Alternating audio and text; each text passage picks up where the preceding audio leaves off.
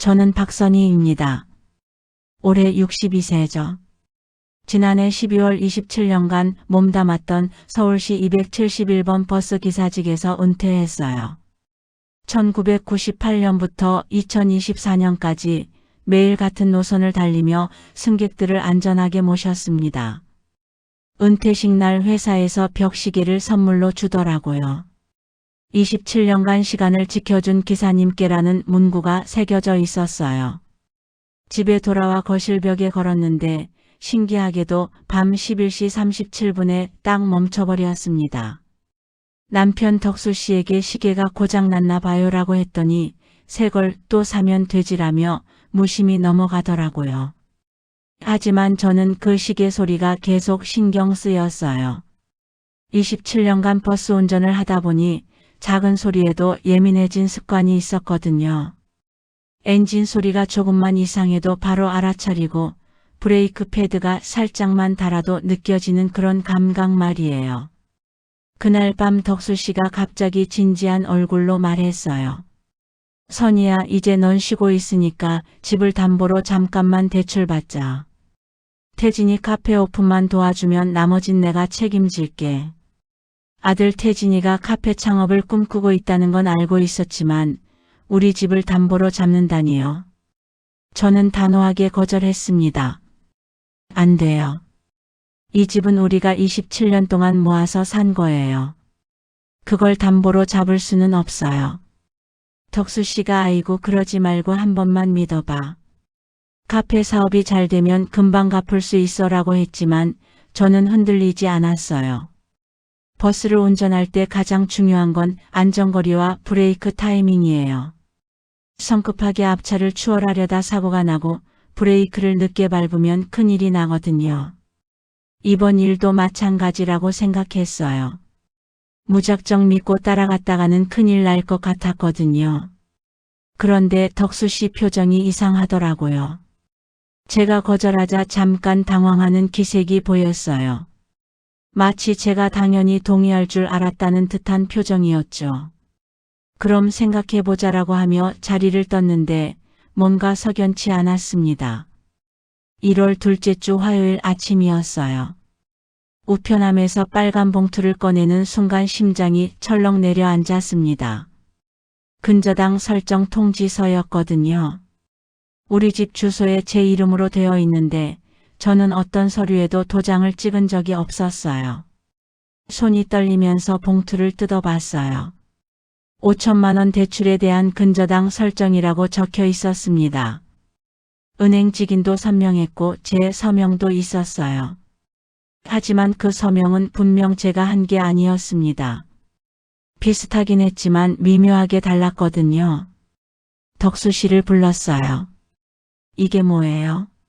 제가 언제 이런 서류에 서명했다고 해요? 그런데 덕수 씨가 당황하면서 그게 하고 말끝을 흐렸어요. 그 순간 모든 게 명확해졌습니다. 제가 거절하자 몰래 서명을 위조한 거였어요.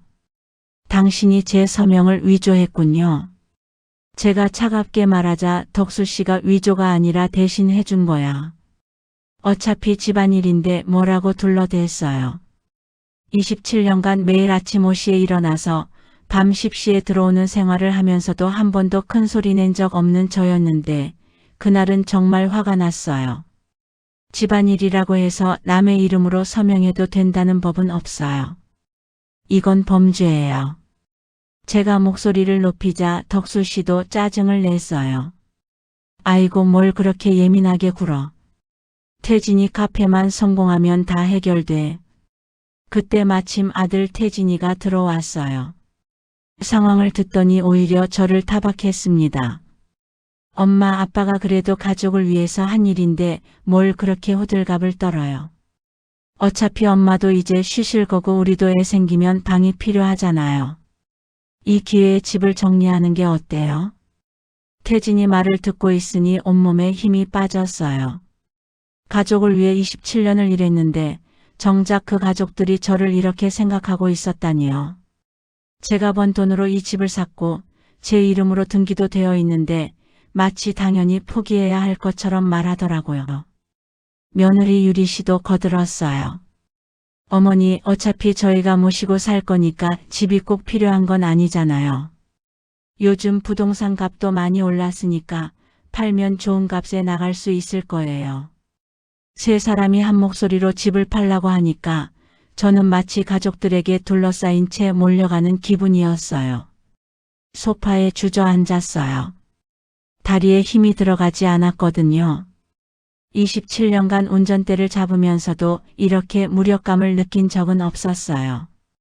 버스 안에서는 제가 모든 걸 통제할 수 있었는데 집에서는 아무것도 할 수 없었습니다.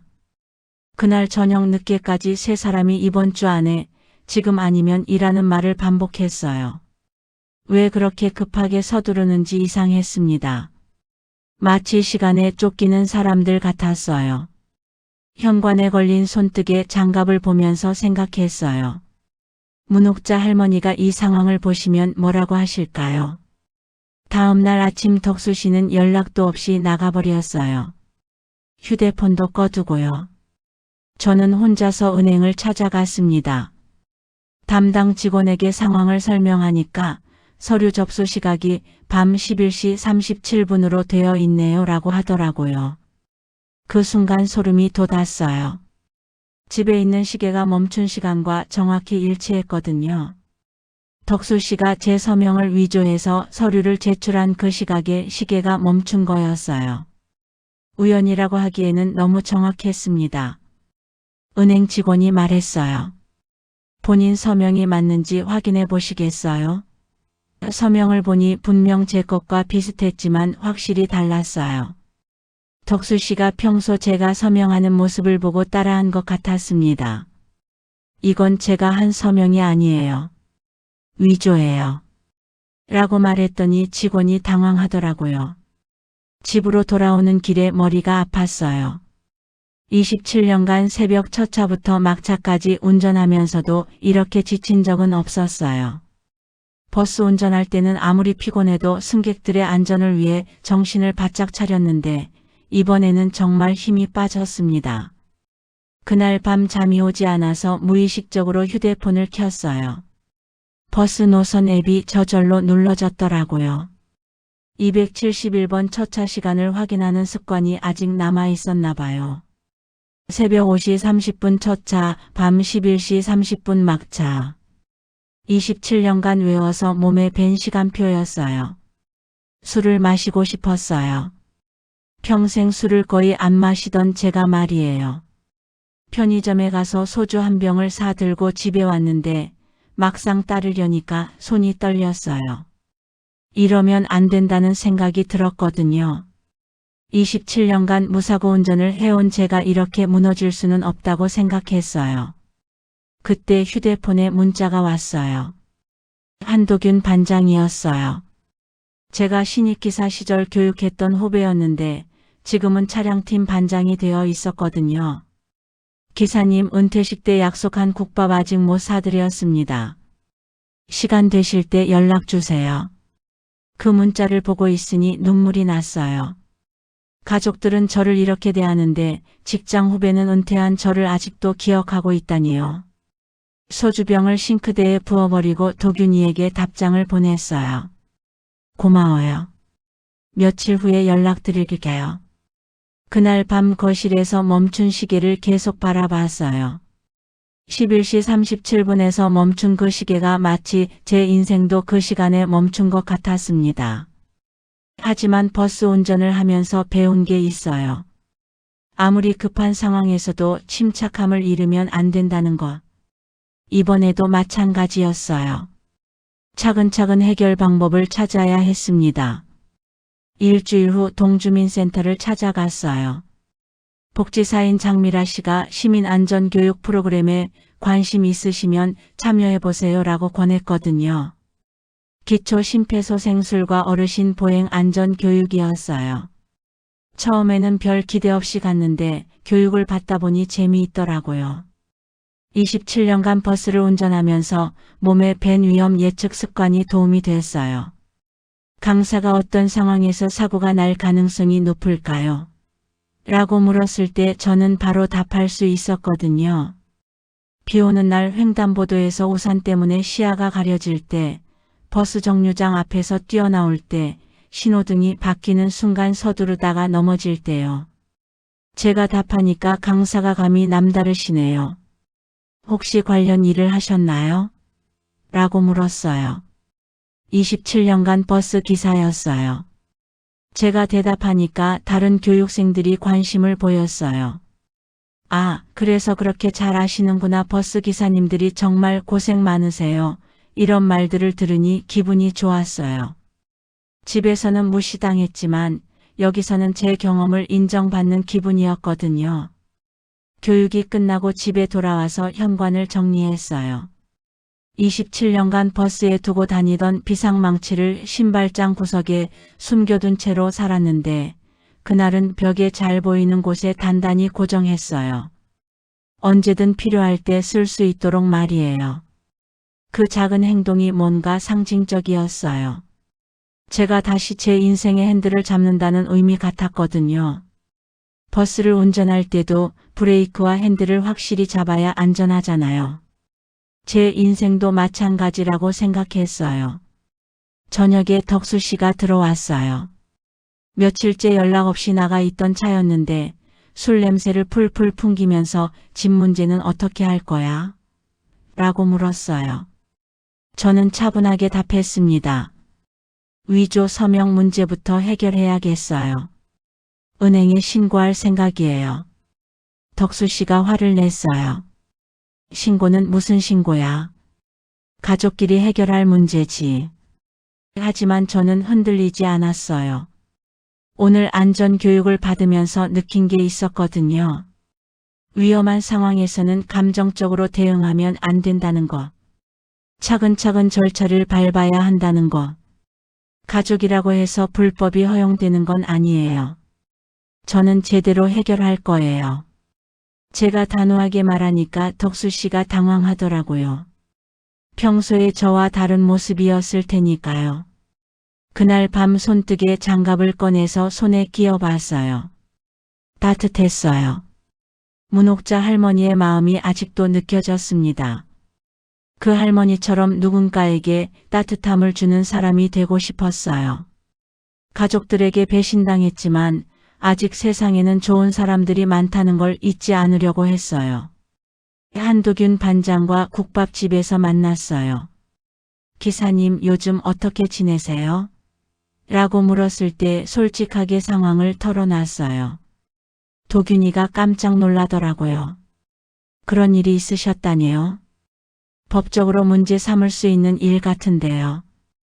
법률구조공단에서 무료 상담 받을 수 있어요. 제가 아는 분께 연결해 드릴게요. 도균이의 조언이 큰 도움이 됐어요.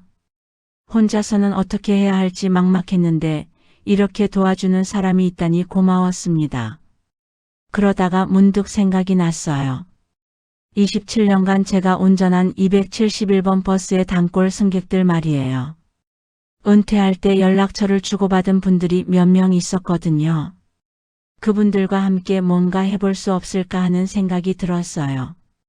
먼저 문옥자 할머니께 전화를 드렸어요. 할머니, 저 271번 기사였던 박선이에요. 할머니가 정말 반가워하시더라고요. 아이고 기사님. 그동안 어떻게 지내셨어요? 상황을 설명하니까 할머니가 화를 내셨어요. 가족이 그럴 수가 있나? 정말 속상하시겠어요. 할머니뿐만 아니라 다른 분들에게도 연락을 드렸어요. 271 길동무 걷기 모임을 만들어 보자고 제안했더니 모두 좋아하시더라고요. 처음에는 3명으로 시작했는데 한 달 후에는 12명까지 늘어났어요. 모임을 운영하면서 작은 교통안전 팁 카드를 만들어 나눠드렸어요. 큰 글씨로 3줄 요약해서 시니어분들이 보기 쉽게 만든 거였어요. 횡단보도에서는 손 들고 건너기, 버스 타기 전 한 걸음 뒤로, 비 오는 날은 더욱 천천히 같은 내용들이었죠. 도균이가 연결해준 법률구조공단에서 무료 상담을 받았어요. 변호사님이 말씀하시기를 위조 서명은 형사 고발 사건이고 집 문제는 민사소송으로 이어질 수 있다. 다만 시간이 많이 걸릴 수 있으니 당장은 거주 안정을 먼저 생각해보라고 하시더라고요. 그래서 결심했어요. 일단 작은 전세 오피스텔로 이사 가기로요. 집은 계속 지키되 저는 별도 공간에서 생활하는 거였어요. 이사 준비를 하면서 가장 먼저 챙긴 게 손뜨개 장갑이었어요. 가방 맨 위에 정성스럽게 넣었습니다. 이사 가는 날 덕수 씨가 뭐하러 나가느냐, 집에서 해결하자고 했지만 저는 흔들리지 않았어요. 해결될 때까지 따로 살겠어요. 더 이상 이런 일은 없어야 해요. 27년간 같은 노선을 다니면서 배운 게 있어요.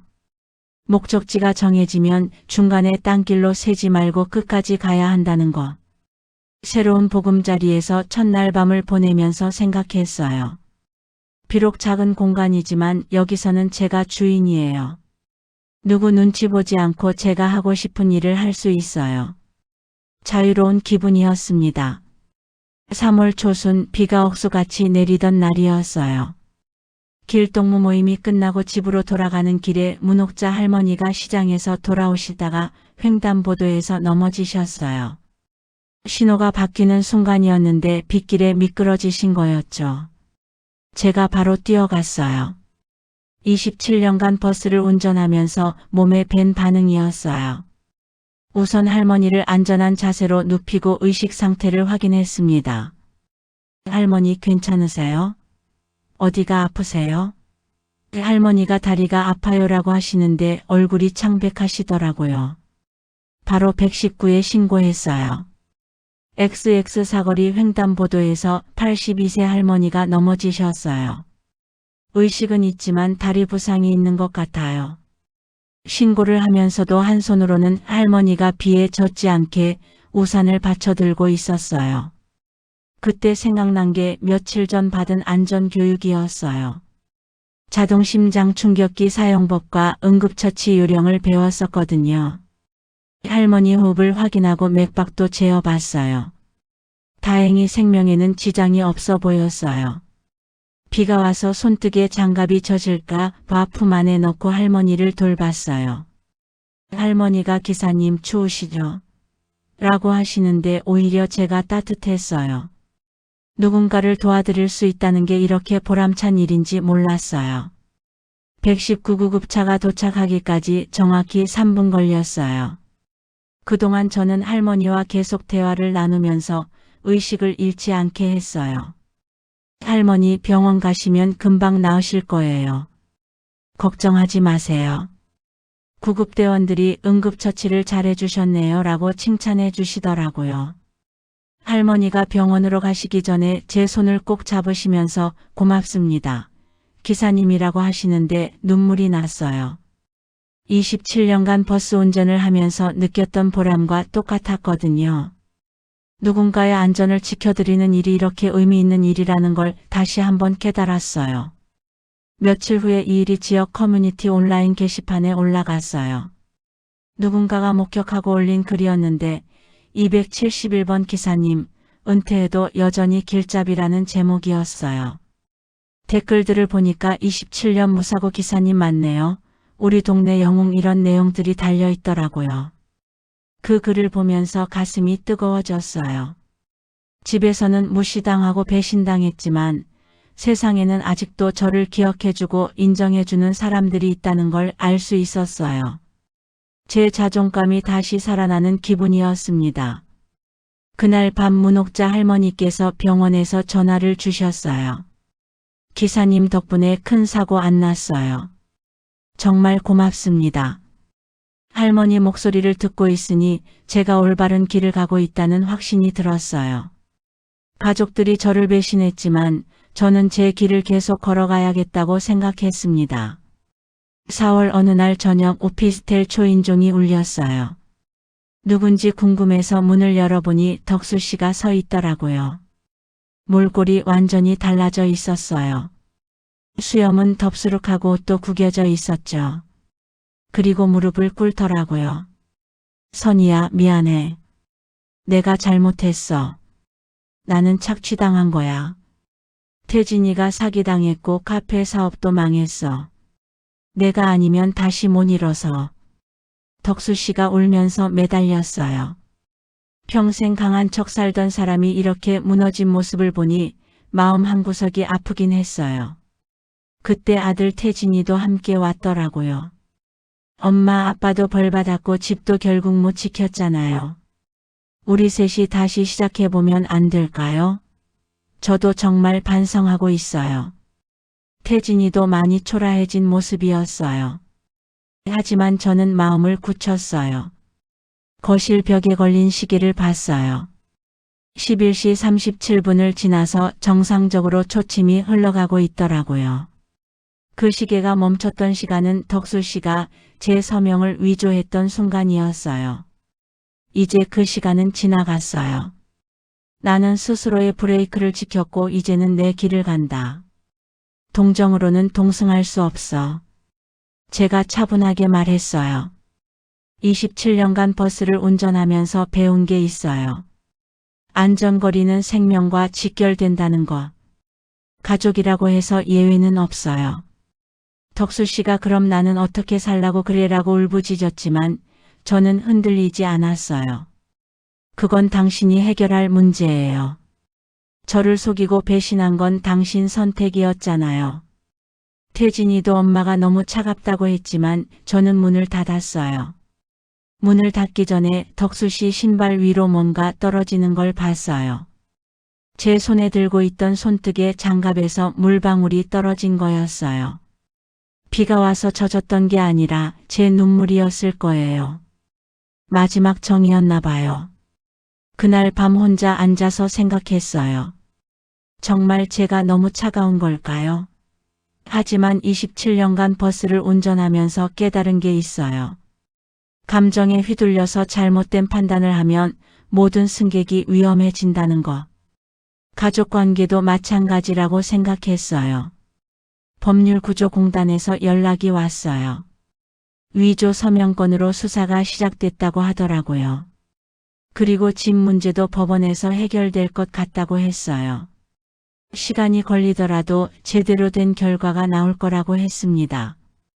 길동무 모임 분들께 이 소식을 전했더니 모두 다행이라고 하시더라고요. 기사님이 올바른 선택하신 거예요. 가족이라고 해서 잘못을 봐주면 안 되죠. 이런 말씀들을 해주시니까 제 마음이 든든했어요. 그날 밤 늦게까지 시계 소리를 들었어요. 똑똑똑 규칙적으로 흘러가는 시간 소리였어요. 더 이상 11시 37분에 멈추지 않는 시계. 저도 그 시간에 머물러 있지 않겠다고 다짐했습니다. 6개월이 지났어요. 아침 5시 30분 예전 첫차 시간에 맞춰 길동무 모임 게시판에 오늘 걷기 코스를 올렸어요. 오늘은 한강공원 이 코스입니다. 날씨가 좋으니 모두 나오세요. 이제 모임 인원이 20명까지 늘어났어요. 법원에서 좋은 소식이 왔어요. 제 집은 다시 제 명의로 돌아오게 됐고 덕수 씨는 위조 서명건으로 벌금형을 받았어요. 태진이는 사기 피해자로 분류돼서 별도 조치는 없었지만 저와는 연락을 끊은 상태예요. 소형 오피스텔 창가에 걸린 시계가 정확하게 째깍째깍 소리를 내고 있어요. 더 이상 멈추지 않는 시계. 저처럼 다시 시간을 맞춘 시계예요. 새로운 하루가 시작되는 소리가 좋아요. 길동무 모임이 지역에서 유명해졌어요. 교통안전 홍보대사로도 활동하게 됐고 가끔 신입버스 기사들 교육에도 강사로 나가요. 27년 무사고의 비결에 대해 이야기하죠. 제일 중요한 건 안전거리와 정확한 판단이라고 말해요. 문옥자 할머니는 완전히 회복하셨어요. 지난주에 또 손뜨개 장갑을 새로 떠서 주셨어요. 기사님 이번엔 더 따뜻한 걸로 떴어요. 할머니 손길이 담긴 장갑을 끼고 있으면 마음도 따뜻해져요. 한도균 반장이 가끔 안부 전화를 해요. 기사님 271번 노선에 새로 들어온 기사들이 기사님 얘기 많이 해요. 27년 무사고 전설이라고요. 그런 말을 들으면 뿌듯해요. 제가 걸어온 길이 헛되지 않았다는 증거니까요. 요즘 새로운 계획이 있어요.